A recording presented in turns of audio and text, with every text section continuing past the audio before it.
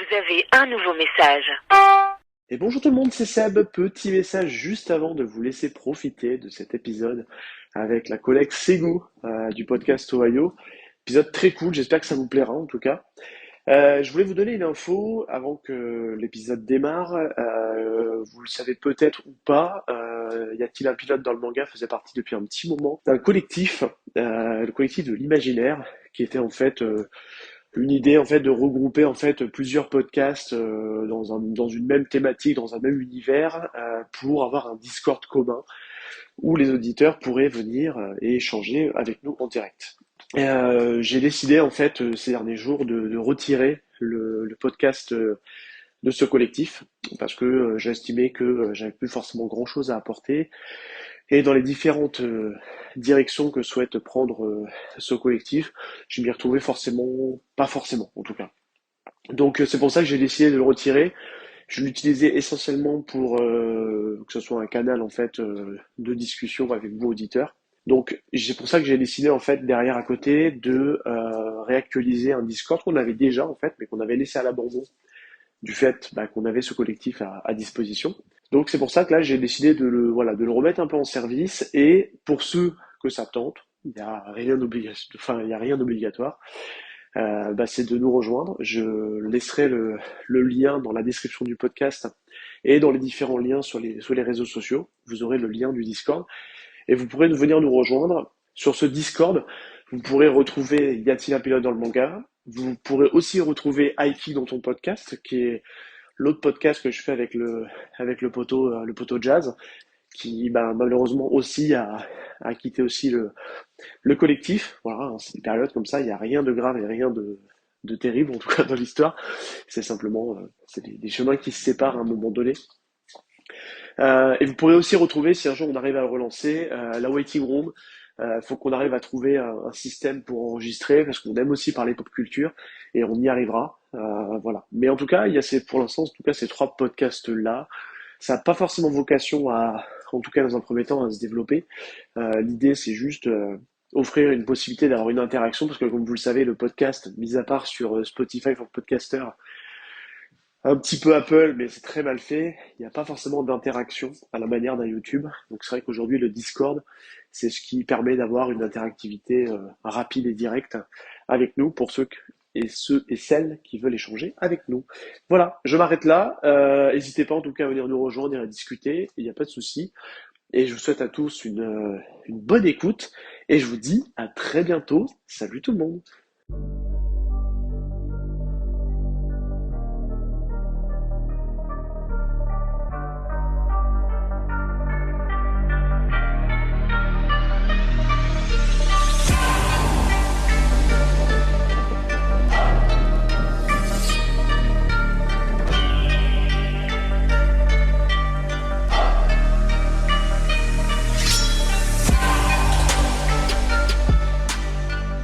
Et bonjour à tous et bienvenue dans ce 32e épisode de Y a-t-il un pilote dans le manga? C'est le podcast qui décrypte les premiers chapitres des mangas.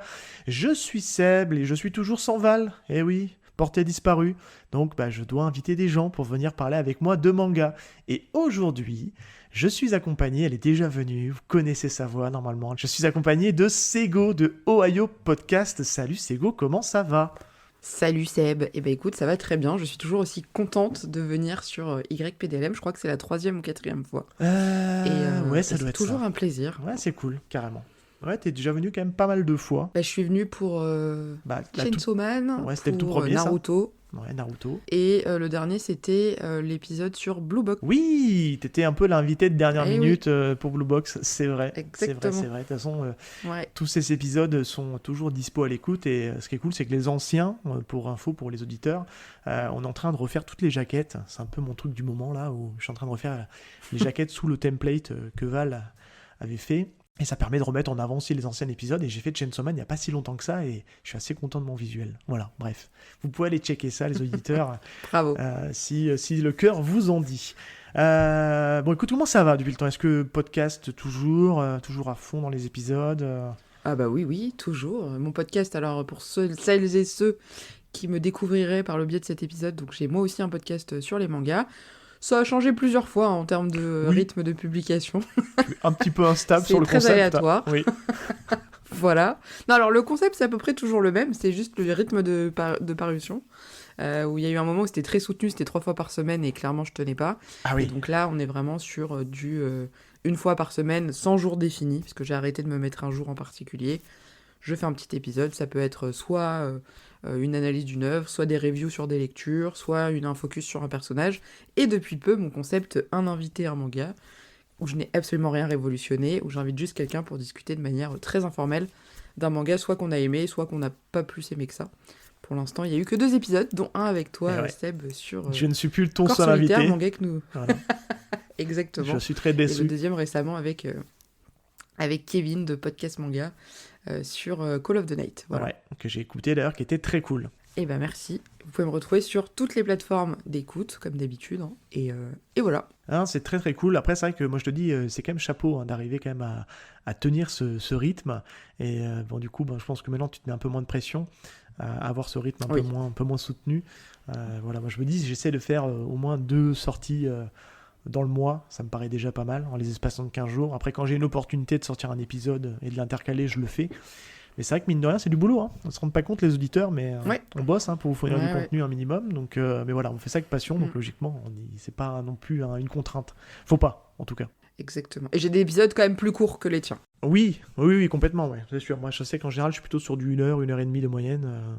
Donc c'est vrai que ça prend toujours un peu plus Bon, de c'est 20 temps. minutes. Mais après, on n'a pas forcément non plus le même concept. Donc voilà, Oui. mais bref. Avant de se chauffer, on toujours un petit peu là en introduction, on essaie toujours de voir un petit peu si tu as une actu dernière lecture. On garde toujours un peu le suspense hein, sur le manga. Je fais juste, excuse-moi, un tout petit rappel pour les auditeurs, parce qu'en fait j'ai annoncé sur le mois de septembre, j'avais annoncé que j'allais essayer de peut-être repimper un peu le concept du podcast sans la façon de faire les déroulés.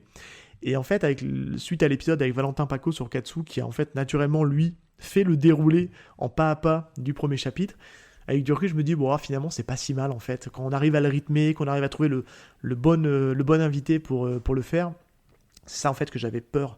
Je me dis, si j'ai un invité qui rentre pas comme Val dans le concept du podcast, je me dis, ça risque de casser un peu le rythme. Et en fait, finalement, j'ai continué à le faire. Et ça se passe plutôt bien, donc je pense que je vais rester comme ça. Et en fonction des mangas qu'on aura, peut-être que j'adapterai un peu le truc.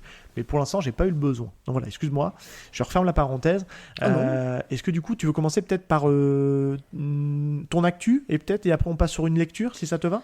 Alors, actu générale, tu veux dire Bah, d'abord en premier t'as une grosse actu, on va dire, de créatrice d'applications. Et je pense que ça Oui. peut être intéressant parce que ça reste dans la thématique quand même.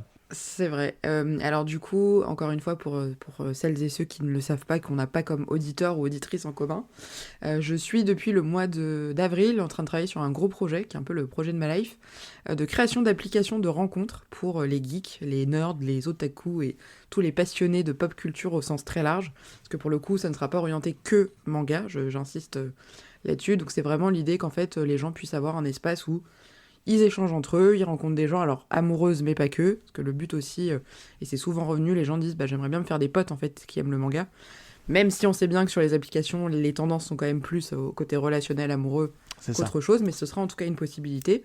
L'idée étant vraiment de créer un peu aussi un aspect assez communautaire au sein de l'application pour que les gens puissent échanger. Et je vous spoil pas trop parce que sinon, voilà, le concept de l'appli en lui-même va être innovant parce que c'est quelque chose qui ne se fait pas encore aujourd'hui. J'en dis pas plus parce que je veux pas non plus trop en dire pour l'instant. Mais tu Mais charbonnes j'ai en tout vraiment cas. pris le parti de... Ouais, je bosse beaucoup dessus. Je travaille avec une agence, donc c'est pas moi qui crée l'application en termes d'opérationnel, mais c'est moi qui ai fait tout le design, toutes les maquettes, tout le concept, tout sort de ma tête. Et j'ai demandé à cette agence du coup de la mettre en forme parce que je ne sais pas faire et que j'ai quand même conscience de mes lacunes. Et si tout va bien, ce sera dispo en janvier 2024. Voilà. C'est demain. Hein. Donc ça, ça va arriver. Ouais, finalement, ça va aller assez vite. Et j'ai très très hâte. Un peu de stress aussi parce que c'est quand même un gros truc et t'as toujours peur que les gens soient déçus. Il y aura des déçus bien évidemment parce qu'il y en a toujours. Oui. Mais en tout cas voilà, si vous êtes à la recherche de votre moitié et que vous êtes un passionné de pop culture, peut-être que vous pourrez trouver votre bonheur. Donc sur cette appli qui va s'appeler Ramen. Et alors pourquoi Ramen? Pour des raisons très simples. C'est d'abord parce que le ramen, c'est quand même un plat emblématique japonais. Et le Japon, c'est quand même très orienté. Tous les geeks rêvent un jour d'aller au Japon, que ce soit les fans de manga, de jeux vidéo, quoi que ce soit. Donc c'est quand même un gros truc. C'est un peu le goal ultime. Ramen parce que ça... Voilà, c'est ça exactement. Ramen parce que c'est aussi un clin d'œil à Naruto, qui, au cas où vous ne le saviez pas, est mon manga préféré Non. de toute la vie. Mais est-ce que c'est ton personnage Vraiment préféré? Clin d'œil, n'est-ce pas? Ah, peut-être. Tu me diras d'ici que cet épisode sorte, le concours sera fini. Oui, donc mais non, ceux qui Naruto savent, n'est savent. pas Oui. mon personnage préféré, parce que j'ai fait un petit concours où il y avait une petite question piège.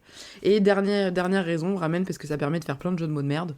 Ramène-toi, ramène-moi, ramène tes fesses, ramène ta fraise, ramène ce que tu veux. Et pour le marketing, ça va être assez cool. Ouais, c'est pas Je mal. pense qu'on va bien s'amuser. C'est pas mal du tout, ouais. Voilà. Non, bah, Et c'est ben, cool. Ça, c'est ma grosse actu. Ouais. Et niveau lecture, est-ce que tu as les choses? Ou est-ce que moi j'alterne éventuellement avec mon actu? Parce que moi j'ai pas de lecture à proposer. Donc Vas-y. Ouais. Moi je vais refaire un focus parce que c'est un podcast qui me tient énormément à cœur. C'est mon autre podcast que je fais avec le poteau Jazz que tu connais, parce qu'il fait aussi partie du collectif. On en fait donc le podcast ensemble qui est High Kick dans ton podcast, qui est un podcast dédié aux films d'arts martiaux. Où le concept est assez simple. On part du principe qu'on vous sélectionne en fait une scène emblématique qui peut être soit bonne, soit mauvaise, pour diverses raisons, mais qui en fait à elle seule mérite qu'on regarde le film. Et ça nous permet en fait de passer sur des grands classiques des arts martiaux, de découvrir des choses des fois qu'on n'avait pas vues, puis que pour le podcast on découvre. Et on a aussi un film sur trois, pardon. C'est un nanar, donc pareil, on s'amuse beaucoup à parler de nanar. Ouais, c'est vraiment une bonne soupape de décompression, parce que c'est aussi une autre de mes passions, c'est le cinéma. J'aime beaucoup le cinéma, mais j'essaie vraiment de ne pas faire un truc généraliste, parce que je ne suis pas un spécialiste, mais je préfère plutôt m'orienter sur... Il y a les films d'horreur d'un côté, et là avec Jazz, on fait plutôt les films d'arts martiaux, parce que je suis aussi pratiquant, accessoirement. Et je me dis, c'est cool, en tout cas, de pouvoir parler de ça. Et en fait, dans l'émission, ce qu'on fait, c'est qu'on a un format quand même assez court, puisque on dépasse jamais l'heure en général, et on revient en fait sur le film, les anecdotes autour du film, son casting, on donne notre avis, et là on peut se permettre de dire qu'on n'a pas aimé un film, et après on revient sur la scène clé, et on vous dit pourquoi il faut la regarder. Et c'est un peu le côté un peu YouTube, où des fois on regarde un film juste pour... on regarde YouTube juste la scène d'un film, sans forcément se retaper le film. Et ce qui est intéressant, c'est que le dernier film en date, l'épisode est sorti donc le mercredi de la semaine dernière, donc le 8 novembre, en fait on a parlé de Yes Madame, qui est un film avec Michelle Yeoh et Cynthia Rothrock, qui sont deux superbes actrices qui mettent vraiment corps et âme, on va dire, dans ce film-là pour tataner des gars, et ça fait bien plaisir que des nanas mettent des branlées aux mecs. Mais le film est pas très bon en fait en soi. Je suis désolé pour les fans du Sens du Devoir 2 ou Yes Madame. Le film est vraiment pas super. Moi j'ai pas vraiment passé un bon moment, parce que c'est de l'humour hongkongais, je suis pas très client. Mais par contre, la dernière scène, elle est ma boule. C'est un 2 contre je ne sais pas combien de malfrats, et elles mettent une rouste à tous les mecs, tous les mafieux du film, et ça c'est jouissif, et ça fait vraiment plaisir. Et c'est aussi pour ça qu'on fait le podcast, parce que le film peut être mauvais, mais par contre il peut être sauvé par une scène qui est complètement emblématique. Voilà, c'est dispo à peu près partout. J'en reparle ici, j'en avais déjà parlé dans un précédent épisode, mais je trouvais que c'était intéressant de le remettre en main, parce qu'on commence vraiment à trouver notre rythme de croisière avec Jazz, et on arrive à en même temps avoir des petits concepts en fait de hors-série, où on a des invités qui viennent nous parler de leurs 3 films favoris. On essaie aussi d'avoir des interviews. Là, on a réussi à avoir Pulse Edition, qui ont sorti un Blu-ray sur des films nanars. On en aura peut-être d'autres. On travaille beaucoup sur des interviews, parce que c'est un truc quand même très sympa à faire. Et on a aussi des concepts de presque high kick. Donc, on a aussi pas mal de films d'action qui rentrent pas dans le concept. Donc, on a se dit, tiens, est-ce qu'on ferait pas un petit hors-série en mode ils ont raté le casting de high kick dans ton podcast, et on les met là pour justement un prétexte pour parler d'actionneurs un peu sympa, et puis se faire plaisir, parce qu'on est avant tout là pour se faire plaisir et transmettre la passion des films d'action et des films d'arts martiaux. Voilà, c'est tout pour moi. C'était pour remettre un peu en avant Aiki dans ton podcast. C'était important d'en reparler, et je fais un petit coucou à Jazz au passage s'il nous écoute. Il écoutera sûrement, puisque tout le monde écoute les épisodes du collectif. Il paraît qu'on est un soutien comme ça, ensemble, n'est-ce pas? Alors moi, j'ai pas de lecture à proposer parce que c'est un petit peu, je suis sur mes classiques du moment et j'ai pas de lecture un peu dans la thématique. Mais toi, je sais que tu as quelques lectures à proposer, donc comme tu es mon invité, je vais te laisser en parler, puis après on se lancera dans ce petit coup de cœur. Hein. J'ai hâte d'en parler. Je t'écoute. Dis-moi tout. Eh ben écoute, je vais te parler de... Alors, c'est un manga que tout le monde connaît, puisque c'est une autrice qui est très à la mode, Akane Torikai. Et je vais parler de Saturn Return, qui en ce moment donc, est dispo chez Akata, puisque quasiment toutes ses œuvres sont chez Akata, et qui est pour le moment en 6 tomes. Je crois que le 7e sort demain, ou après-demain, alors à la date où on enregistre nous, c'est-à-dire courant du mois d'octobre. C'est un manga qui, du coup, va reprendre un petit peu, on va dire, les grandes thématiques du manga dont on va parler aujourd'hui, puisque c'est l'histoire de cette autrice qui est donc trentenaire, qui a écrit un premier roman à succès, qui a été un gros carton, mais c'est limite sur un malentendu que ça a fonctionné, et qui en fait se retrouve face au syndrome de la page blanche, un grand classique, et qui une nuit va rêver d'un de ses anciens amis d'enfance et d'adolescence, qui va lui dire clairement, écoute, c'est vraiment ça ta vie aujourd'hui, dans son rêve. Parce qu'elle a une vie de femme rangée, mariée, un truc hyper un petit quotidien très plan-plan, etc. Et elle va rêver de ce mec-là, et le lendemain, quand elle va se réveiller, elle va apprendre que le mec s'est suicidé, et donc est décédé dans la vraie vie. Ok. Et en fait, elle va essayer de comprendre ce qui s'est passé, pourquoi, et en même temps, c'est une quête d'elle-même, une quête un peu personnelle, de se trouver, se chercher, faire le point sur sa vie, repartir sur des choses qui lui sont arrivées. Et c'est pas mal, parce qu'en vrai, moi, cette autrice, j'ai toujours un peu de mal avec ce qu'elle fait. Moi, je suis pas rentré. Hein, Ou honnêtement. souvent, Ouais. je suis hyper transcendée par les premiers tomes en général, et après ça retombe. Mais en fait, je pense, et c'est ce que j'ai dit dans un épisode que j'ai fait sur En proie au silence, qui est aussi une de ses œuvres, c'est que je pense qu'en fait, elle décrit beaucoup trop bien la réalité telle qu'elle est vraiment. Et en fait, quand tu lis un manga, bah t'as pas envie Est-ce qu'on a qu'on besoin se de parle ça, de ouais. comment ça se passe Ouais, vraiment dans la vraie vie. complètement. Voilà. Et je pense que c'est ce qui fait qu'on peut ne pas accrocher à ce qu'elle fait, parce qu'en soi, elle est très juste dans sa manière de décrire les choses. Typiquement, Amour placebo, je sais pas si tu l'as lu. J'ai lu le premier tome et je suis pas rentré dedans. Ouais. Voilà. Il y a eu une grosse hype au moment d'Angoulême parce qu'elle était à Angoulême 2022. Oui. Cette 2023, année, ouais. pardon. Enfin, C'était oui. cette année, pardon. 23, ouais. Et c'est vrai que j'aime beaucoup son dessin, j'aime beaucoup le côté crayonné, mais il faut être dans un mood particulier, je pense, pour lire du Torikai. Et c'est vrai que, ouais, peut-être que ça viendra un jour, mais je suis pas encore prêt à en lire, tu vois. Il me faut le temps. Et je pense que c'est des œuvres qu'il faut relire, parce que En proie au silence, la première fois où je l'ai lu, je me suis dit, oh là, c'est quoi ce truc? Et en fait, tu cogites quand même en te disant, ouais, mais en fait, quand même, il y a ci, il y a ça. Donc elle est hyper forte pour ça, là-dessus, il n'y a rien à dire, de traiter des vrais thèmes. Alors elle est très engagée sur le féminisme, la cause des femmes, etc. Ça, il faut le savoir avant de le lire. Mais c'est vrai qu'elle a tendance à dépeindre des personnages qui sont hyper agaçants, notamment ces personnages féminins, parce que, en fait, ça renvoie typiquement à ce que sont les gens réellement, et au côté un peu moche parfois de la vie. Et c'est vrai que, comme je l'ai expliqué, quand tu lis un manga, bah, parfois tu as envie de t'évader et t'as pas envie qu'on te rappelle que bah oui, les femmes sont violentées, que les femmes sont souvent inférieures aux hommes dans plein de situations, notamment encore plus au Japon où c'est, je pense, accentué. Et Saturn Return, c'est autre chose. Ouais, après, c'est important, hein, je trouve, par le biais d'un média un peu mainstream qui est le manga, d'arriver à faire passer des messages. Après, c'est où tu peux le lire, où tu es en capacité de lire un récit qui est un peu dur à entendre. Mais je trouve que c'est louable, en tout cas, de pouvoir mettre ça en avant et d'en parler. Et c'est vrai que tu parles de la thématique des trentenaires, c'est un truc qui revient très souvent au Japon. Hein. Passé 30 ans, t'es vieux. Et alors que non, on l'est pas. Enfin, c'est pas comme ça que je le vois. Moi, j'ai plus de 30 ans, j'ai presque 40 même. Je m'estime pas vieux, quoi. Et c'est vrai qu'on a l'impression qu'il y a une espèce de pression sociale, en fait, au Japon. Et c'est rigolo parce que ça va être un peu aussi la thématique de ce qu'on va parler tout à l'heure. On laisse encore un peu de suspense, voilà. Mais comme si les gens ne savaient pas, ils ont déjà vu le titre de l'épisode. Ils ont déjà vu le titre, mais en fait, c'est mon running gag. C'est ce que je disais dans un précédent épisode. Je laisse toujours un peu de suspense. Et en fait, bon, voilà, c'est pour laisser un peu tu sais, là, on fait monter la tension, là. Oh là là. Et il me semble que t'avais une deuxième lecture. Écoute, il y en a un autre qui m'a beaucoup plu. Alors, c'est pas vraiment dans le même thème, mais ça reste le côté personne un peu jeune adulte, trentenaire, etc. C'est Make Up With Mud. Ah oui. Alors, je fais un petit clin d'œil à ma copine Alicia, donc Chronique de Maïmo, et à ma copine Lou aussi sur Instagram, qui m'ont beaucoup vanté ce manga. D'ailleurs, Alicia qui sera bientôt dans le podcast. Je tease un peu. Eh ben, tout à fait. Voilà.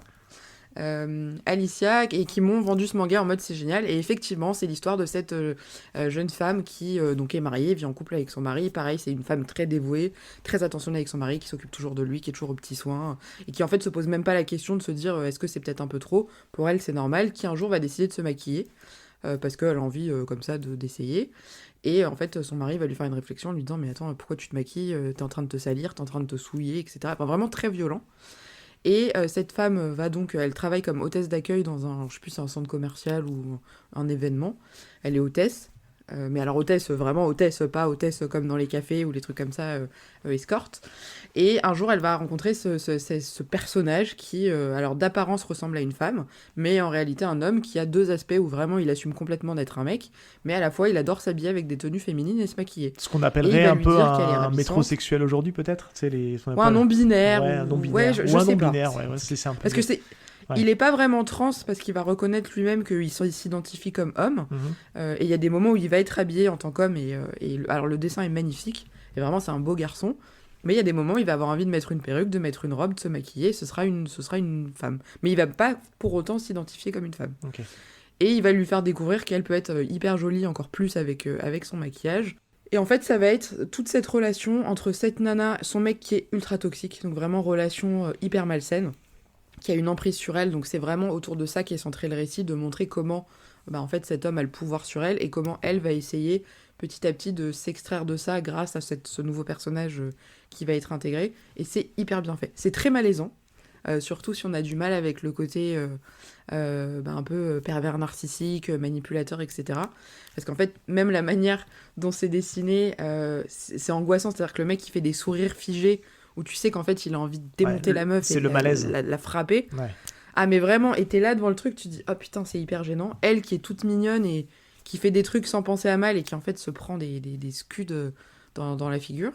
Et c'est hyper bien fait. Et toujours avec cette thématique du maquillage qui en gros est un peu la trame de fond.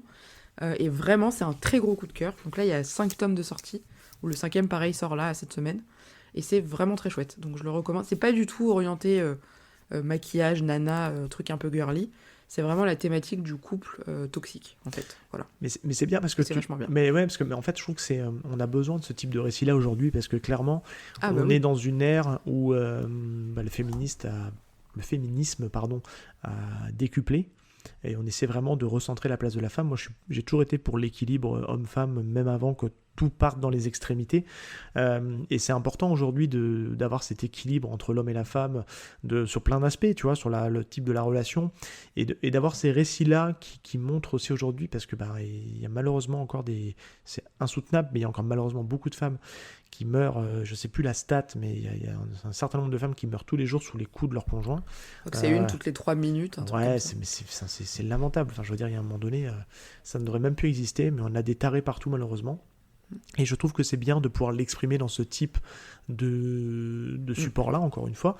Et c'est vrai que tous les deux, on avait parlé aussi tu parlais tout à l'heure, on avait parlé de corps solitaire.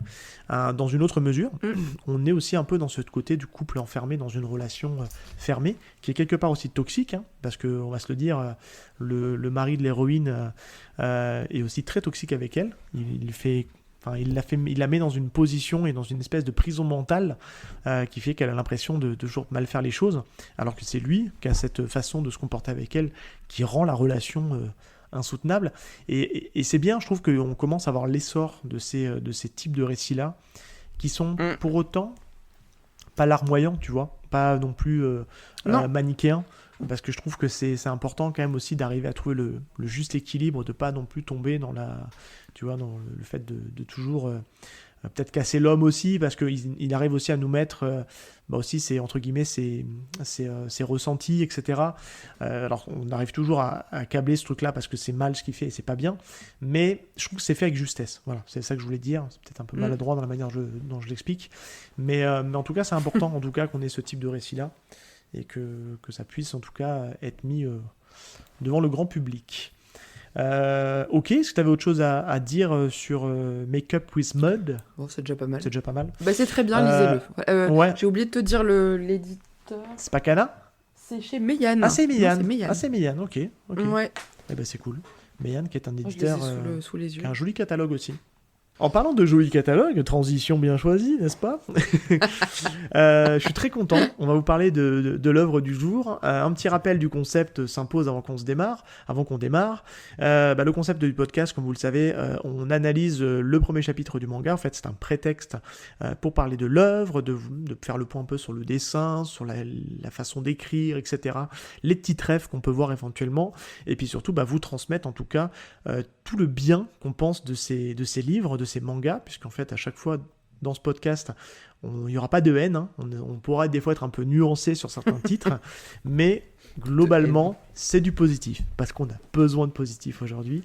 Et aujourd'hui, je suis très content, parce que c'est un vrai rafraîchissement, et je suis très content de pouvoir l'aborder dans le podcast, parce que clairement, mon petit Valoche, si t'écoutes ce podcast, j'aurais jamais lu ça. Clairement, je n'aurais jamais pu t'imposer ça. Donc, je suis très content aussi, quelque part, de pouvoir prendre un peu ça et puis de justement en parler. On va vous parler, donc, attention, la prononciation, c'est dur, de Tokyo Tarareba Girl, donc de Akiko Higashimura au Lézard Noir. C'est parti.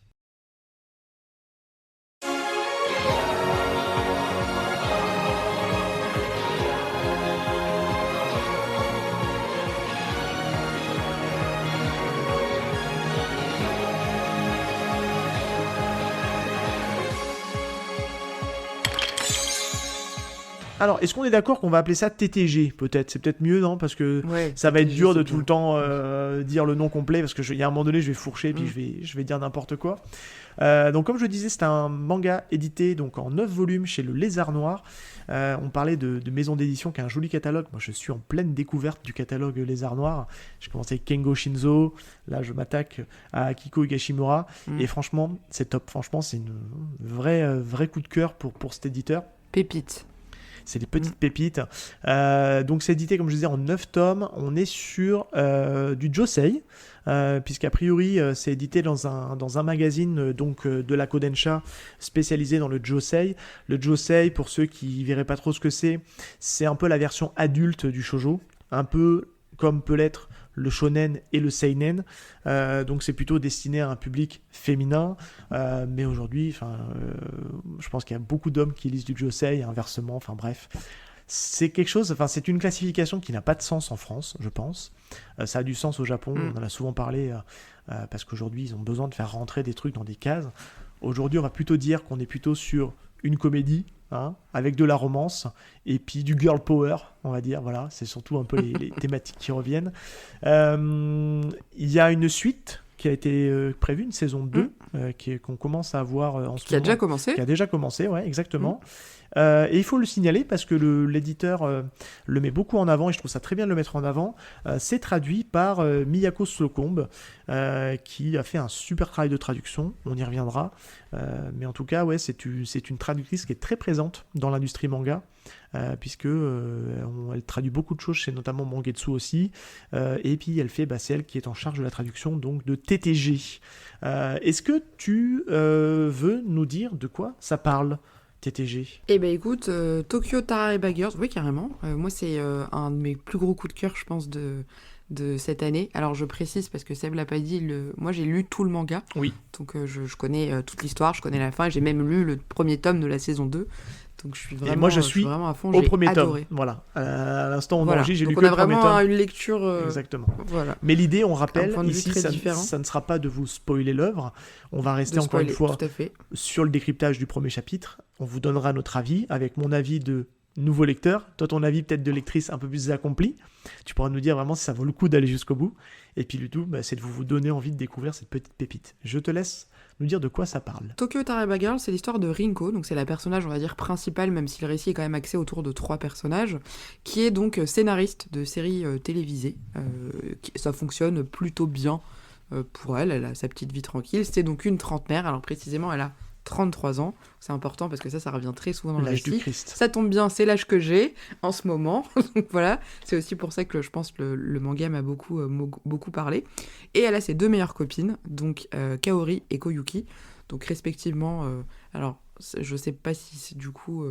je vais pas parler de leur situation professionnelle, de toute façon, on va le voir dans le premier chapitre, donc clairement... Oui. Dans le premier chapitre, on a les informations sur Kaori, qui a ouvert son centre d'esthétique et de beauté des ongles, etc. Donc voilà, au moins ça c'est dit. Et en fait, on va juste tout simplement suivre leur vie, notamment leur déboire amoureux, à toutes les trois, puisque chacune va forcément vivre sa vie. Et c'est vrai que c'est le côté, comme le disait Seb juste avant, au Japon, quand on a plus de 30 ans, c'est un peu mal vu d'être toujours célibataire, et ça va être axé autour de ça, autour de cette pression sociale qu'elles ont toutes les trois, de se dire, bon allez, on est toujours célib, qu'est-ce qu'on va devenir, et qu'est-ce que la société va penser. Voilà. Et elles vont régulièrement se prendre des grosses cuites dans un bar où elles se racontent justement toutes leurs histoires, leurs potins, avec les urgences numéro 1, numéro 2, numéro 3 en fonction de la situation. Et tous les soirs, elles vont picoler un coup toutes les trois, quasiment, pour se raconter. On va y revenir, il y a ce fameux code alerte qui va être très drôle d'en parler. Oui. Petit rappel quand même, c'est une œuvre qui a été éditée en 2014. Nous, on l'a eu beaucoup plus tard, édité donc, du coup par le Lézard Noir. Il faut savoir que cette mangaka-là, c'est aussi celle qui a fait un autre succès qui est donc le Tigre des Neiges, mais elle n'a pas fait que ça, elle a fait d'autres trucs mais édités chez d'autres éditeurs. Je crois que de mémoire, elle a fait aussi le Gourmet Détective. Princesse Jellyfish. Ouais, et du Gourmet Détective. Oui, Détective Gourmet. Ouais, Détective Gourmet, mais qui sont du coup, je crois, chez Delcourt Tonkam, il me semble, si je dis pas de bêtises. Oui. Et on a eu une adaptation en série télé de ce manga que je n'ai pas vu. Je te le dis parce que je le vois en fait sur la 4e de couve du manga où ils expliquent qu'il y a eu un live action. Et en vrai, je suis pas surpris. Parce qu'on verra à quoi ça fait penser un peu ce manga-là. Oui, ça s'y prête bien. Ça s'y prête plutôt bien. Et dans la manière dont c'est fait, il y a quand même un côté très cinéma, cinéphile, série télé, etc. Donc, si tu veux bien, on se lance sur le premier chapitre. Allez, on y va. C'est parti. Alors, pourquoi j'ai rappelé le contexte du manga ? Parce qu'en fait, on va faire une référence aux JO de Tokyo. Qui auront lieu en 2020, oui. Qui va être un petit peu le running gag en fait du manga. Il va y avoir une espèce d'épée de Damoclès sur la tête absolument de trouver quelqu'un. Avant de se lancer, je voudrais bien avoir ton avis sur la couverture et l'édition du manga. C'est un petit peu ce que tu penses un peu de ça. Oh, moi j'adore. Alors après, je suis peut-être biaisée parce que j'ai tellement aimé le manga que du coup, je trouve que tout est très cool. Alors déjà, les Lézard Noir de base, il faut savoir que c'est du grand format. Le premier tome, donc on voit les trois personnages principaux, c'est très girly, c'est très rose, elles ont des petits nœuds dans les cheveux, pastel, elles ont des bijoux, c'est couleur pastel, une robe orange, jaune et rose, donc c'est vraiment, on sait à peu près à quoi s'attendre en lisant ce type de manga, on se dit ouais ça va être du girl power à fond, et effectivement c'est complètement le cas. Après c'est des tomes qui sont toujours de très bonne qualité. Si je dois rentrer dans les détails, le papier est très épais, il n'est pas transparent, contrairement au grand débat qu'il y a à chaque fois sur les mangas. Et il faut savoir que les tomes de Lézard Noir font quand même partie des tomes les plus coûteux en termes de manga. Quand même. Ouais, je trouve pas en vrai. Non, en vrai, avec du recul, au vu du format et au vu de la pagination, alors on est sur un peu moins de 200 pages, mais on est à 13 € sur un format grand. Moi, je trouve que ça va en vrai. C'est pas choquant. Non, ça va pour le format, mais c'est vrai que c'est pas les mangas qu'on a l'habitude de lire en format classique à 7 €, quoi. C'est plus dans ce sens-là. C'est que c'est vraiment, les tomes de chez Lézard Noir, c'est une dizaine d'euros minimum. C'est 11 € même, exactement. J'ai vérifié. Oui, c'est 11 €, ouais, c'est écrit, effectivement. Donc voilà. Mais en soi, ça vaut largement son prix. C'est toujours très quali. C'est des jaquettes. Alors, il n'y a pas de... Il n'y a pas de jaquette, ouais, justement. Il n'y a pas de jaquette. C'est vraiment une couverture directement. Il y a un petit effet brillant. Enfin, moi j'adore, je trouve ça très beau. Et les tomes de Lézard Noir, de manière générale, je trouve que c'est des beaux objets de collection. Bah t'as tout dit, hein. Moi je vais rien rajouter parce que je suis complètement en phase avec toi. J'aime beaucoup la couverture qui est très colorée. Et puis il va y avoir à chaque fois des couleurs très vives. Là j'ai le deuxième tome à côté de moi, c'est du orange, mais après on va avoir tout un dégradé de couleurs. Il y a du bleu, du vert. Ouais, c'est vraiment sympa. Et c'est vrai qu'il faut le rappeler, la particularité de Lézard Noir, c'est qu'ils n'ont pas de jaquette sur leur couverture. Et c'est une tendance qu'on voit beaucoup à l'étranger, que ce soit en Angleterre, je crois qu'un petit peu Espagne, Italie, ils ont ce type de format-là où ils n'ont pas les jaquettes.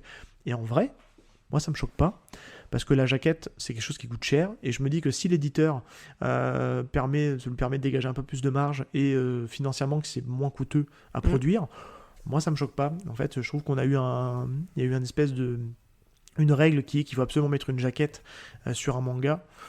Moi ça me perturbe pas plus que ça. Donc, et c'est vrai que je trouve qu'aujourd'hui, dans ce format-là, les Arts Noirs touchent aussi peut-être un peu plus les lecteurs BD, tu vois, lecteurs BD comics, qui pourraient aller plus vers le manga, parce que ça fait pas manga, tu vois, un peu ça fait pas manga classique, Exactement. en fait, dans la lecture.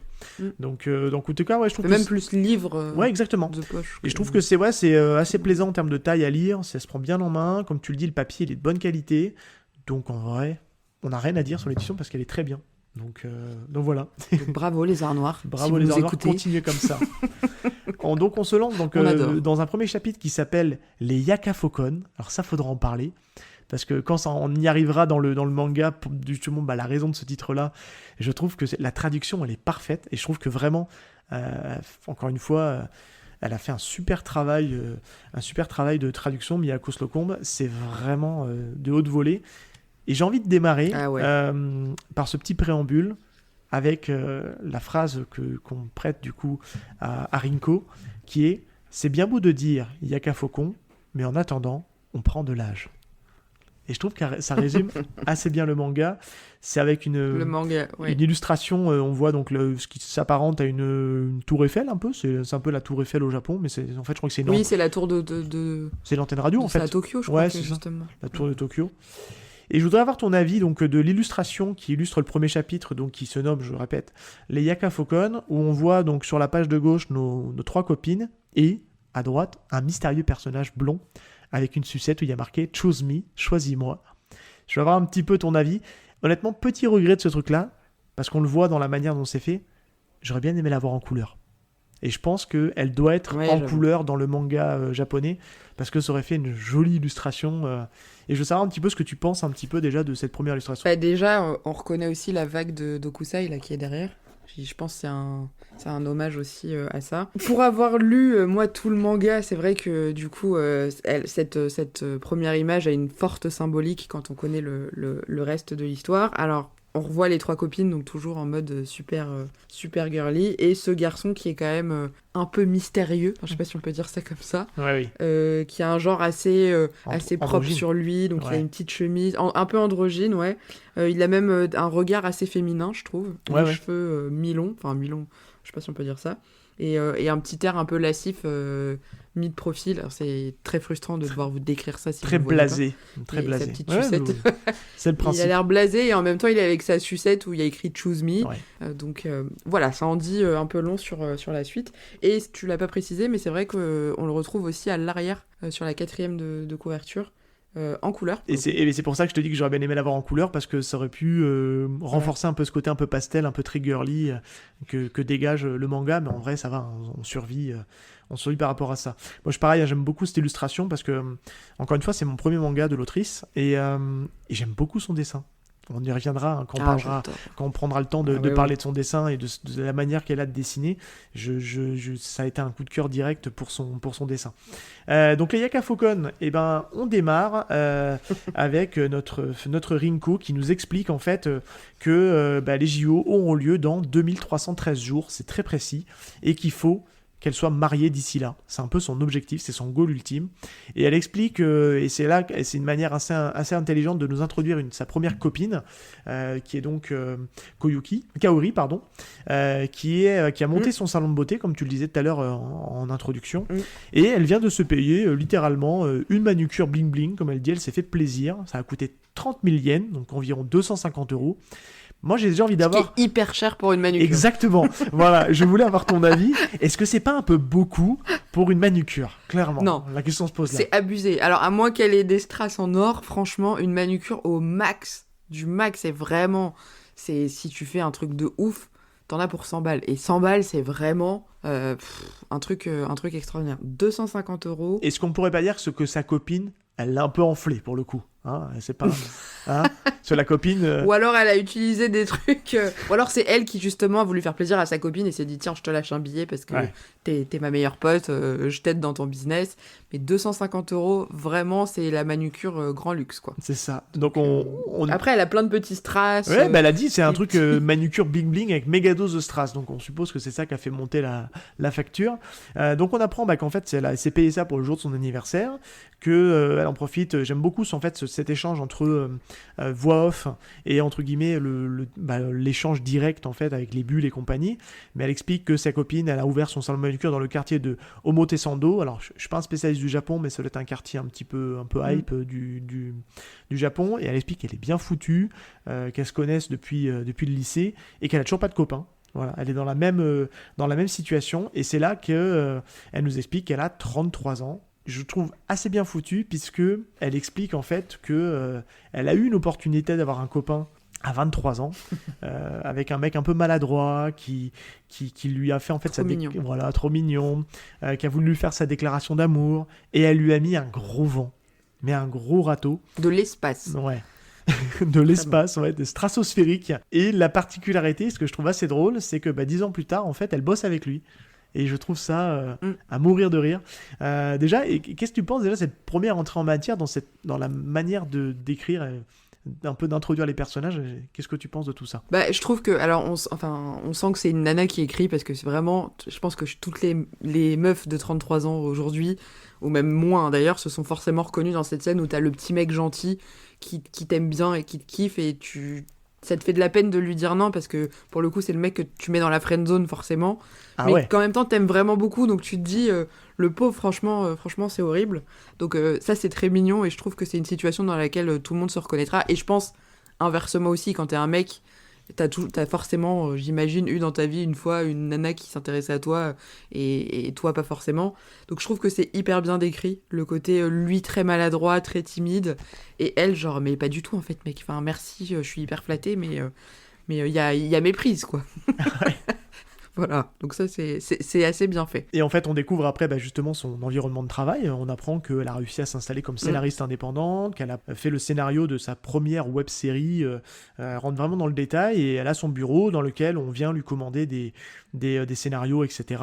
Et on fait la connaissance de Mamie, qui est une petite jeune avec qui elle bosse, qui a un look assez atypique. Personnage très important. Ouais, personnage très important pour la suite.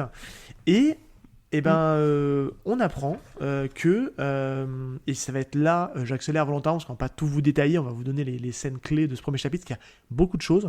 Il faut vous dire aussi que Akiko Higashimura, je sais pas si c'est pareil dans ses autres mangas, mais c'est assez verbeux, hein, ça parle beaucoup. Oui. Mais grosso modo, on a un moment donné où Rinko reçoit un mail de la part de Ayasaka, on n'a pas dit le nom du personnage masculin à qui elle a... Donc le fameux mec qu'il a kiffé quand ils avaient 23 ans. Qu'elle a mis un râteau il y a une dizaine d'années. Qui travaille avec elle maintenant. Qui lui dit « Encore merci pour tout à l'heure, pardon de te déranger, mais je souhaiterais te parler de quelque chose. Aurais-tu du temps dans la semaine ?» Et à la minute, et là c'est là qu'on a le premier code de ce groupe d'amis, elle écrit à ses copines « Urgence niveau 4 ». Urgence niveau 4 en plusieurs reprises. Et elle se retrouve... Plein de points d'exclamation. Et elle se retrouve au bar. Je vais te laisser la main, mais je vais juste quand même avant décrire c'est quoi ces histoires de niveau. Parce qu'elle l'explique en fait, et ça je trouve ça vraiment drôle. Quand on veut juste boire parce qu'on s'ennuie, c'est une urgence de niveau 1. Quand on veut se plaindre de son travail ou de ses collègues, c'est une urgence de niveau 2. Quand on veut cracher sur quelqu'un, c'est le niveau 3. Et quand on a besoin de conseils pour une histoire de mec, c'est une urgence de niveau 4. Je t'avouerai, pour l'instant, de ce que j'ai lu, j'ai pas vu les autres urgences. Hein. C'est souvent de l'urgence niveau 4, hein, quand même. Hein. On doit se le dire. Hein. Et ce que j'aime beaucoup, c'est que on arrive dans le bar, et les deux nanas, ces deux copines, sont là, et en même temps, elles disent « Alors, déjà, qu'est-ce que t'as pensé un petit peu de cette... introduction, moi c'est là où je me dis putain ça va être fun et je vais vraiment me marrer. Ouais, franchement c'est hyper drôle et encore une fois c'est très drôle parce que moi typiquement c'est exactement comme ça que je suis avec mes copines. C'est très cliché mais c'est comme ça que ça se passe je pense dans la vie de toutes les nanas et le peu de filles avec qui j'ai échangé sur ce manga qui ont kiffé, elles te disent toutes la même chose, c'est que vraiment tu te reconnais littéralement dans ta conversation WhatsApp avec tes copines où tu leur dis putain les meufs faut que je vous raconte un truc de ouf, où tu lâches des vocaux pour ceux qui font des vocaux et que t'expliques ce qui se passe en mode faut absolument qu'on se voit. Donc je trouve que c'est très très bien retranscrit encore une fois. J'aime beaucoup moi les chara-design de ces copines. Complètement. Parce qu'elles sont hyper différentes, donc il y a la brune, la blonde, enfin une rousse plutôt. Elles ont vraiment la tête des nanas en mode alors raconte quoi, c'est un truc de ouf. Non mais c'est clair, ça fait les petits gossips, tu vois, pour prendre un nom anglais, les petits ragots, vas-y raconte, on veut savoir. Et c'est drôle parce on arrive vraiment à être immergé en fait, à être avec elle dans le bar. Donc c'est la manière d'introduire le deuxième personnage donc qui est Koyuki, sa deuxième autre amie du lycée. On apprend qu'elle est fille unique et qu'elle est en fait la fille du patron du bar dans lequel ils sont. Et forcément, elles sont très bruyantes, elles parlent très fort, elles picolent, elles crient, donc elles font beaucoup de bruit. Je pense qu'elles doivent occuper beaucoup l'espace dans le bar. Et on a en arrière-plan un personnage, je vous passe tout le détail parce qu'elle parle beaucoup, un homme qui se lève, on ne voit pas son visage, il demande l'addition. Le patron du bar lui dit mais t'as pas encore eu ta laitance non, c'est pas grave, je l'offre à mes voisines de table. Et il s'en va. Et le père dit, et c'est important pour la suite, bravo à cause de votre boucan, votre voisin de table est parti. Et là, en fait, ce que j'aime beaucoup, c'est que... Et je vais te laisser la main parce qu'après, il y a un gros délire psychologique qu'il faudra qu'on passe un peu de temps là-dessus parce que ça va être un truc assez récurrent. Qui est très important. Et je vais d'ailleurs te poser une question sur un aliment que j'ai fait une découverte sur Internet. J'ai dit, mon Dieu, mais comment on peut manger ça ? Je laisse ça entre parenthèses, tu verras de quoi je parle. On apprend qu'en fait, il y a cette voix off de Rinko qui revient, qui explique qu'à Tokyo, les jeunes femmes peuvent boire dans des bars populaires sans que personne ne les juge. J'aime cette ville, du saké délicieux, du saké qui rend heureux. Déjà, qu'est-ce que tu as pensé un petit peu de cette ambiance dans le bar et dans cette description de la femme un peu libérée à Tokyo On va se rendre compte que quand même quelque part, ça va vite déranger en fait l'entourage. C'est un peu, on sent qu'elle est un peu à contre-courant de elle, ce qu'elle est, ce qu'elle pense et de ce que peut-être pense en tout cas l'entourage. Bon, la complicité, elle est trop cool. C'est vraiment la bande de copines. T'as envie d'en faire partie. Tu te dis, elles ont l'air trop marrantes. Elles se connaissent depuis longtemps. Elles sont no filtres. Elles se connaissent depuis très longtemps. Et puis, elles kiffent leur vie, quoi. Et ce que j'apprécie, c'est que je trouve que ça change quand même vachement de ce qu'on a l'habitude de voir dans le manga. C'est-à-dire souvent des profils féminins qui est un peu ce que je reproche parfois à certaines histoires, où c'est des filles qui souvent sont assez rangées, sont assez timides, osent pas trop sortir un petit peu des cases, jamais elles s'afficheraient comme ça, il y a vraiment le côté il faut que j'ai une bonne image, etc. Donc c'est aussi ce que j'aime beaucoup dans cette histoire, c'est que c'est des filles, elles sont en mode balèque, quoi. Genre c'est on fait notre vie, vous êtes pas content, c'est la même. Non mais c'est surtout alors un point important, et encore une fois, aucun jugement sur les autres types de récits, c'est des adultes. Et ça fait du bien. Parce qu'en fait, on lit un récit d'adulte dans lequel on peut se transposer, nous maintenant, trentenaires passés, où on peut se dire, ok, c'est bon, je comprends les délires. Alors c'est toujours, moi j'aime bien lire des fois les romances de shoujo lycéennes, ou même des shonen, comédies romantiques qui se passent au lycée, c'est sympa. Mais c'est vrai que là, c'est pour ça que je parlais de fraîcheur tout à l'heure, ça fait du bien de lire des trucs d'adultes où il n'y a pas de filtre, ça picole, ça parle de la vie de tous les jours, ça parle de leur tracas amoureux, ça parle de leur vie de trentenaire, où on sent qu'il y a cette pression sociale d'absolument se marier. Et c'est moi je trouve que j'aime beaucoup, on sent vraiment qu'elles sont copines depuis longtemps parce qu'elles se parlent sans filtre, et ça c'est vraiment plaisant. Est-ce qu'on prend 2 minutes quand même pour parler de ce qui se passe après quand elle a un peu trop picolé, et ça a l'air de quelque chose qu'elle découvre là, elle a sa bouffe qui prend vie, et ça je trouve que c'est ça, donc c'est deux aliments qui prennent vie et qui lui parlent et qui lui font la morale, qui s'appellent Yaka et Faucon. Alors, est-ce que tu as capté ce que c'était comme type d'aliment ? Je crois qu'il y en a un. Alors, il y a le foie de morue. Non, l'étance de morue et le foie. Elle le dit. Est-ce que tu sais ce que c'est la laitance de morue ? Je veux pas savoir, ça a l'air dégueulasse. Ça l'est. C'est ni plus ni moins que la semence de la morue, donc le sperme de la morue. Voilà, j'ai googlé ça et j'ai dit non, je veux pas voir ça. Donc, ils mangent en fait de la laitance. Et du coup, c'est lequel des deux ? Yaka ou Faucon ? C'est le blanc là ? Alors, la laitance de morue pour moi, c'est Faucon. Et le foie, nuage, là. Le foie, c'est Yaka. Et encore une fois, je trouve que c'est du c'est génie ça. de l'avoir retraduit, retransposé en français. Je trouve qu'il y a vraiment, c'est là qu'on se rend compte que de jouer entre les noms japonais et la version française, je trouve que c'est vraiment malin. Et en fait, grosso modo, en fait, c'est les pires en fait, ces deux petits trucs là, c'est ces voix intérieures en fait qui lui parlent, et ils sont pas tendres avec elle. Et les sales voix. Et les sales voix qui lui parlent, c'est Rinko, passé 30 ans, les femmes ne choisissent plus d'aimer, mais d'être aimées. Exactement. Vu ton âge, c'est ta dernière chance. Si tu le laisses échapper, tu resteras seul jusqu'à la mort. Et ça, j'adore le découpage des cases, d'avoir vraiment ce côté tout mignon, avec les petits yeux qui brillent et compagnie. Et il passe en véritable démon, c'est le contraste. au gros débile. Et ça, Exactement. je trouve que, encore une fois, je répète, c'est mon premier manga de l'autrice. J'adore ce changement d'atmosphère. Et il va y en avoir un autre dans la fin du premier chapitre qui m'a fait mourir de rire, sur le toit du restaurant, que j'ai trouvé exceptionnel. Oui. On en parlera tout à l'heure. Mais qu'est-ce que tu penses Ça, là. de cette manière exactement, ouais. Qu'est-ce que tu penses de cette manière de comment dire, de narration, de trouver ces petites voix De intérieures, métaphorer, un peu tout ce qui se passe dans la tête torturée de Rinko. Moi, je trouve que c'est génial parce que, comme tu l'as dit, les petits persos, ils sont hyper kawaii. C'est vraiment Ah ouais. les petits trop mignons avec des petits yeux, ou limite, t'as envie de les avoir en peluche chez toi. Mais ils te balancent des trucs horribles. Donc, il y a vraiment ce contraste entre le côté super mignon et le côté on est vraiment les pires voix. Tu sais, la voix que t'as en toi qui te dit Ouais. mais de toute façon, t'es qu'une merde.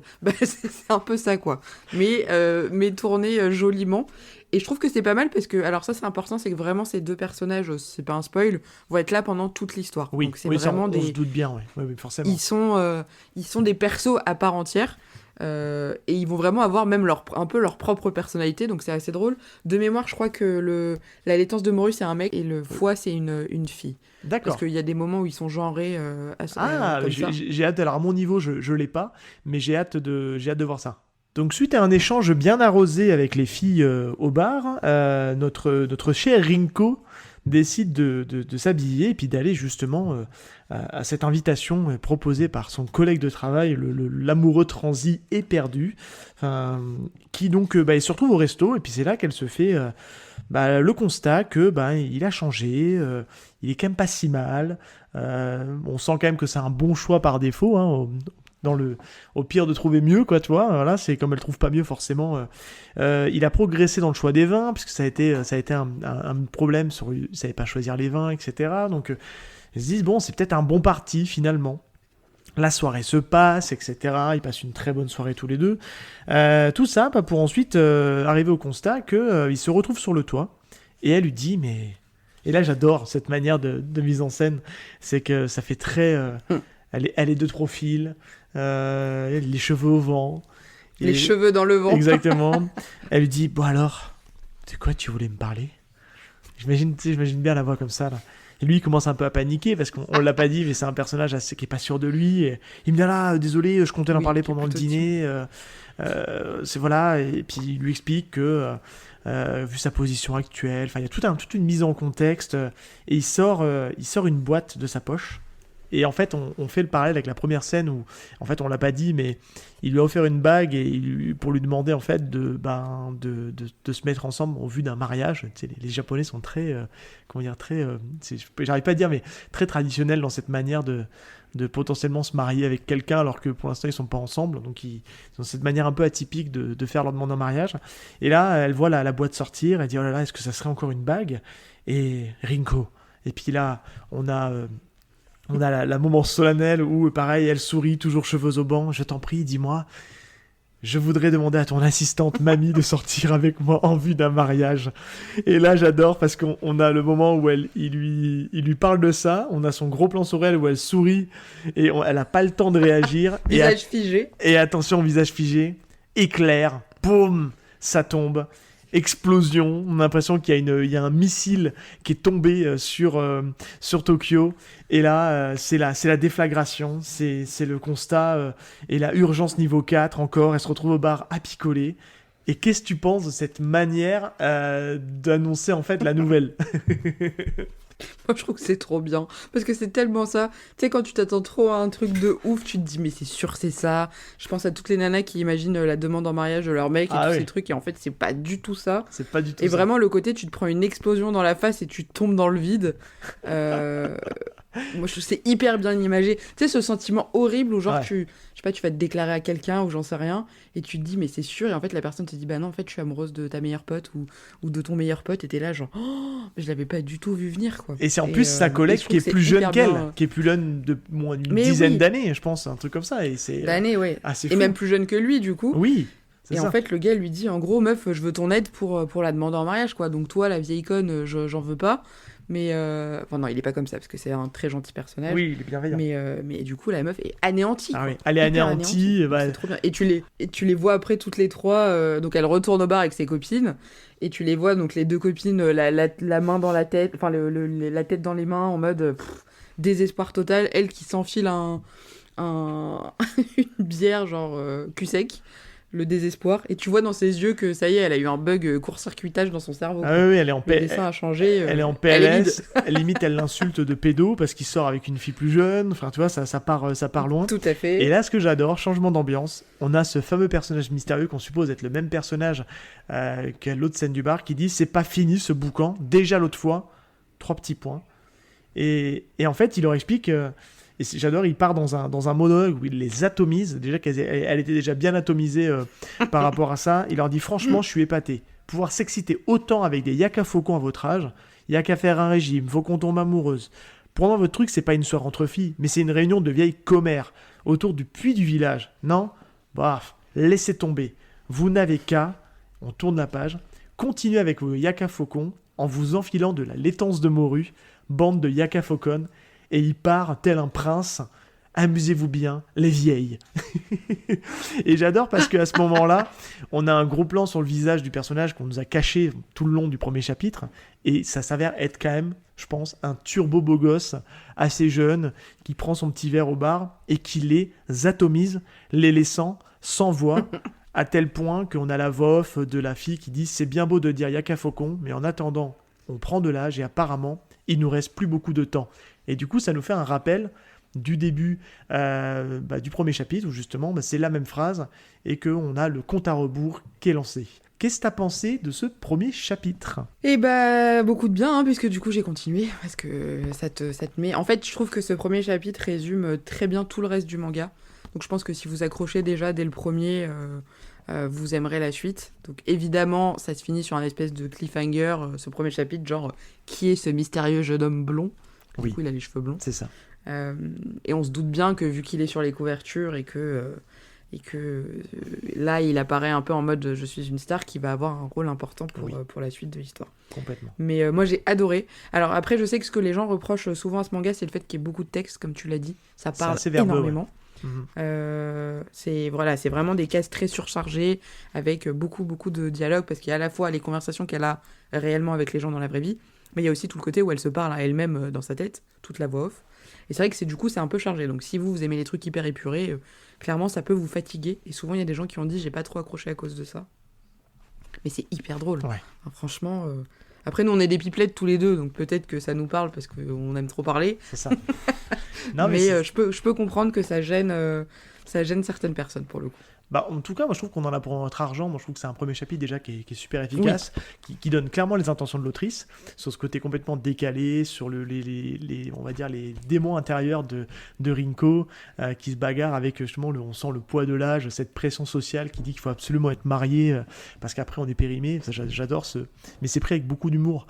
Et ce qui est rigolo, c'est qu'en fait on apprend à la fin du manga que l'autrice a à peu près le même âge que c'est comment dire, elle est dans la même tranche d'âge que ses protagonistes, et il marche bien parce qu'en fait l'humour marche bien.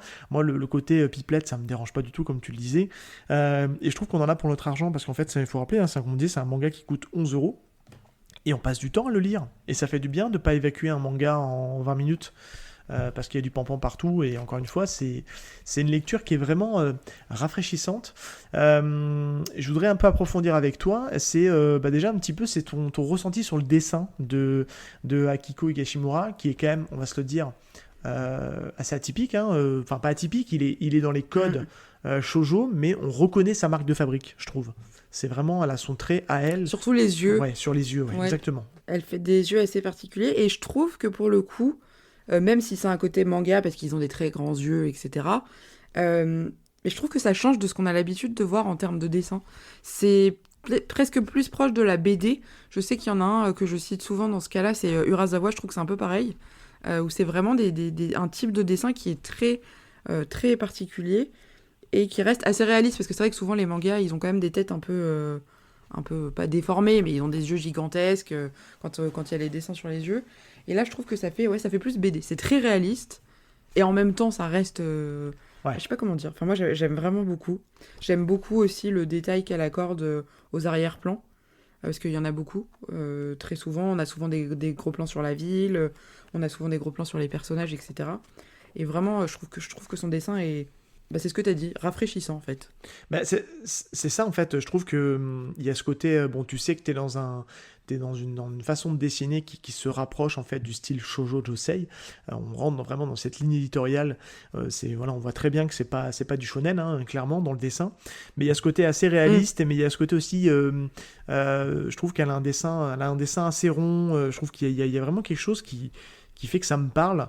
Il y a un joli travail sur les décors, sur le côté, les outfits aussi, tous les vêtements des personnages. Je trouve que c'est... très détaillé, on sent tout à que fait. les fans de mode et les fans de vêtements, et tout ça, elles en auront pour leur argent. Et comme tu dis, je trouve que c'est un dessin qui reste malgré tout très accessible pour des non-lecteurs de manga. Et tu fais ce parallèle avec Urasawa. Clairement, si on doit dire demain, voilà, moi je suis une jeune adulte, j'ai pas envie de lire les niaiseries adolescentes et compagnie. Qu'est-ce que je peux découvrir en manga, un truc assez adulte mais drôle avec du peps et compagnie. Clairement, pour moi, c'est typiquement un manga que je recommanderais en fait, parce que c'est de la bonne lecture rafraîchissante qui peut aller toucher un nouveau public. Et je trouve qu'ils ont fait une sacrée prise là-dessus, les Arts Noirs. Et si on parle un peu de la narration, je trouve qu'elle est hyper punchy, quoi, tu vois, ça te surprend, il y a une manière de disposer les cases de l'autrice où elle va te laisser sur un suspense, sur une case, tu tournes la page, boum, t'as l'explosion, t'as la chute, et c'est vraiment bien foutu, et c'est super drôle. Enfin, moi je trouve que c'est super bien écrit. Je pense que la traduction aide beaucoup à nous mettre dans l'ambiance et à nous mettre dans l'univers Elle est très bonne. de Higashimura. Et franchement, moi, c'est super. Moi, j'ai accroché direct, et j'ai accroché directement aussi à ces 3 copines haut en couleur, et même à ce personnage dont on connaît pas encore l'identité à ce moment-là, complètement blasé, nonchalant, et je trouve que tout ça marche bien, et tu te dis, ok, je sais comment, enfin, j'ai hâte de savoir comment ça va se tourner par la suite, quoi. Et pour le coup, je trouve que le petit jeune, alors ce qui est un peu paradoxal parce que le manga date un peu, mais je trouve qu'il représente quand même assez bien les générations jeunes aujourd'hui, tu sais, qui sont un peu blasées, un peu, tu sais, nonchalantes, en mode tout me saoule, de toute façon vous êtes des vieux, on n'a pas les mêmes codes, etc. Et ça, je trouve que c'est assez bien retranscrit. Bon, après, moi je connais la suite, donc je vais pas spoiler sur justement, moi je vais... ça, mais ça campe bien le décor. Je vais faire mes 2 théories, et peut-être que je me plante. J'ai 2 théories là-dessus. Ça va être de ce que j'en vois, et encore une fois, moi j'ai lu que le premier tome, mais j'imagine qu'il va y avoir une relation assez particulière entre Rinko et ce jeune, parce que c'est clairement mis en avant. Le côté choose me, choisis-moi, tu te dis, est-ce qu'il va pas devenir un petit peu son toy boy, son homme jouet, hein, où elle va pouvoir l'utiliser, tu vois, ça, j'imagine un peu le truc comme ça, parce que clairement, j'ai lu d'autres Josei, et je fais pour le coup et je trouve que ça me fait aussi beaucoup penser à peut-être une potentielle relation un peu à la manière d'un Kimi Wapet qui était sorti à l'époque chez Kurokawa. Et l'autre chose, c'est que je me dis, est-ce qu'il est vraiment si jeune que ça, ce personnage? Parce qu'à aucun moment, pour l'instant, dans ce que j'ai lu, on nous a donné son âge. Et je suis sûr que quelque part, c'est pas si un jeune premier que ça. Voilà, je me trompe peut-être. Mais en tout cas, j'aime beaucoup cette manière assez rafraîchissante de lire ce manga. Et clairement, on va se le dire, la ref évidente à laquelle je pense, c'est Sex and the City. Ouais, tout à fait. Ouais, carrément. Sex and the City, une des refs évidentes, parce que je trouve qu'il y a un vrai parallèle entre Carrie, donc la blonde dans Sex and the City, qui est journaliste, qui écrit, et qui a cette voix off qui parle en permanence, et oui, j'ai vu Sex and the City, oui, j'assume, voilà. Est-ce que c'est une série pour filles, j'en sais rien, génial. Mais je l'ai vu, c'est drôle, c'est un peu moins bien dans les dernières saisons, je trouve, mais en tout cas, il y a ce côté aussi de ces personnages hauts en couleur, des copines complètement délurées, il y a la coincée, il y a celle qui est complètement libérée sexuellement, et j'attends de voir un peu le développement des autres personnages. Je me dis, bon, ça va pas être un copier-coller de Sex and the City, mais en tout cas, je trouve qu'il y a une grosse vibe Sex and the City, et c'est la première rêve que je vois évidente, j'en vois pas d'autres. Après, il y a tout ce côté aussi un peu, il y a un petit côté aussi un peu Bridget Jones, tu vois, un peu dans le délire aussi, si on pense un peu c'est vrai, dans ces trucs-là. Mais en tout cas, ça me parle, et je trouve que c'est, encore une fois, je trouve ça cool à lire, et je sais pas ce que tu veux rajouter éventuellement là-dessus, mais je trouve que c'est une lecture très plaisante. Et attends, toi, t'as lu l'intégralité du tome, ou t'as juste lu que le premier chapitre? J'ai lu tout le tome. Non, t'as tout lu. Ouais, j'ai lu tout le tome, et j'étais en train de démarrer le tome 2, donc j'ai la conclusion du tome 1, que je tairai ici. Ouais, ok. Mais je ne suis pas surpris, parce que je m'attendais à cette conclusion-là. Voilà, je me disais, ça va arriver, forcément. Attends, tu n'es pas au bout de tes surprises. Et je ne suis pas au bout de mes surprises, voilà. Non, il se passe vraiment plein de choses et je trouve que, sans spoiler ou quoi que ce soit, dans les 9 tomes, on passe par toutes les émotions. Et c'est ça qui est chouette avec ce manga, c'est que le fond est très drôle, c'est un manga comique, mais il y a des moments très émouvants, il y a des moments un peu plus tristes, et c'est ça où je trouve que vraiment il y a une... Moi je sais que Alors, je suis pas une référence parce que je pleure très facilement, mais dans les derniers tomes, j'ai lâché ma petite larme à certains moments, parce qu'il y a vraiment, je trouve, une grande justesse dans la manière de décrire les relations entre les gens. Voilà. Et elle est assez forte là-dessus. Et on n'a pas précisé qu'elle a sorti aussi un one-shot cet été, qui est une espèce de conclusion de 10 ans après, je crois. Non, 3 ans après la fin de Tokyo Taraiba Girls. Ok, qu'on a eu en Elle a France. sorti un petit one-shot là, qui est sorti en... Ouais, on l'a eu en juillet ou en août, je sais plus, D'accord. que j'ai bien évidemment lu, qui était très très bien. En fait, déjà, tu donnes une bonne tendance. C'est la question que j'allais certainement te poser. Donc, tu y as répondu sur est-ce que ça garde cette même justesse et cette même qualité Oui, au fur et à mesure des tomes. oui, La réponse est oui. tout à fait. Mais en tout cas, pour Tout à fait. conclure là-dessus, c'est une vraie belle découverte. Encore une fois, bravo à Lézard Noir pour cette belle pioche. Je suis très content en tout cas parce que c'est aussi le premier de Lézard Noir que je traite dans l'émission. J'ai voulu faire un peu de Kengo Shinzo, mais l'occasion ne s'est pas présentée et je pense que j'arriverai à trouver une manière de parler de Kengo Shinzo en format YPDLM parce que je pense qu'il le mérite grandement. Mais en tout cas, ouais, Tokyo Taraiba Girl, c'est super. On vous le conseille fortement. Et si tu as quelque chose à rajouter, on peut conclure l'émission. Et je vais te demander où est-ce qu'on peut te retrouver, ma chère Ségou. Non, alors j'ai rien à ajouter à part de vous dire de le lire, que je pense que ça parlera à tout le monde, et je suis assez agréablement surprise de voir que les hommes, sans faire de clichés de genre, sont aussi sensibles à l'histoire que les nanas. C'est vrai que moi j'avais eu tendance à me dire, bon, ça va peut-être les faire un peu chier, c'est très girly, et en fait pas du tout, parce qu'il y a beaucoup de personnes qui finalement me disent j'adore ce manga. Donc vraiment lisez-le, je pense que c'est une belle découverte, c'est pas trop long en plus, parce que c'est 9 tomes, avec le one-shot 10, et vraiment vous passerez un bon moment. Et on peut me retrouver partout, sur toutes les plateformes d'écoute classiques, notamment sur Instagram où je suis très active. Ouais, t'es plus active sur Instagram. C'est Segoayo. Ouais. Gros boulot sur ton Instagram et je t'en félicite. C'est du temps passé que je n'ai pas et que je n'accorde pas à Instagram parce que par manque de temps, mais je trouve que ouais, t'as fait un chouette boulot, t'as fait grossir ta page de manière assez rapide et tu fais des chouettes concours aussi pour remercier tes abonnés, donc ça faut le souligner parce que tu investis aussi pas mal, donc c'est bien. Abonnés et auditeurs et auditrices évidemment, qui sont mon premier soutien. C'est sous-entendu, évidemment. Je vous en remercie. Voilà. On mettra... Non mais tous les auditeurs sont pas forcément des abonnés et inversement. Ah oui, c'est pas faux. Oui, c'est vrai que oui, entre ceux qui te suivent sur Instagram et ceux qui t'écoutent vraiment, il y a peut-être une distorsion. Ouais, tout à fait. En tout cas, merci Ségou. J'espère qu'on vous aura donné envie de découvrir Tokyo Taraiba Girl. J'arrive bien à le prononcer presque. Je suis pas trop mal, je pense. Non, si, c'est bon. C'est ça. Donc Akiko Higashimura, une super autrice. Moi, ça m'a vraiment donné envie d'aller voir ce qu'elle fait ailleurs. Et je me dis, et ça sera peut-être le mot de la fin, c'est que le monde du manga est riche et qu'on n'est pas à l'abri de toujours tomber sur un nouvel auteur ou sur une nouvelle série qui nous ouvre en tout cas le champ des possibles, j'ai envie de dire. Parce que clairement, là on est plutôt dans du josei, et c'est vrai que ça fait quand même plaisir de découvrir ce type de récit-là, encore aujourd'hui en 2023, parce que c'est un récit qui a quand même plus de 10 ans. Donc non, c'est vraiment, ça fait du bien, et on vous encourage en tout cas à découvrir ce manga aux éditions Lézard Noir. Ségou, je te dis à une prochaine, merci d'être venu. Et merci à toi de m'avoir invité, c'est toujours un plaisir. Et puis on dit aux auditeurs à très très bientôt. Nous, vous le savez, petit rappel toujours, comme d'hab, on est présent partout, sur les applications de podcast, Twitter, Instagram, depuis peu, sur Blue Sky, le nouveau réseau social des anciens de Twitter.